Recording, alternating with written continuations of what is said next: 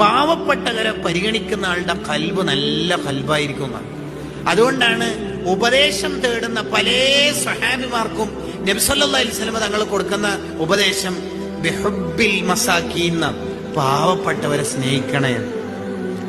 എന്താ ഈ പാവപ്പെട്ടവരെ സ്നേഹിക്കണേ എന്ന് പറയണത്? പാവപ്പെട്ടവരെ സ്നേഹിക്കുന്നത് അള്ളാഹിനോടുള്ള സ്നേഹത്തിന്റെ അടയാളാണ്. കാരണം ഒരാള് പാവപ്പെട്ട ഒരാളെ സ്നേഹിക്കുമ്പോൾ മനസ്സിലാക്കുക അയാൾക്ക് ഇഖ്ലാസ് ഉണ്ട്.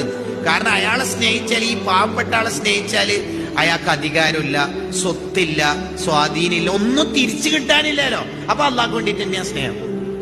അള്ളാന്റെ ഹബീബ് സല്ലല്ലാഹു അലൈഹി വസല്ലം അള്ളാഹിനോട് ചോദിച്ചതാണ് എന്ത്? അല്ലാഹുമ്മ ഇന്നി അസ്അലുക ഫിഅലൽ ഖൈറാത്തി വതർക്കൽ മുൻകറാത്തി വഹുബ്ബൽ മസാകീൻ. പാവപ്പെട്ടവരോട് സ്നേഹം എനിക്ക് തരണേ. അള്ളാഹിനോട് റസൂൽ ഒരു കാര്യം ചോദിക്കണത് എത്ര വലിയ കാര്യമായിരിക്കും.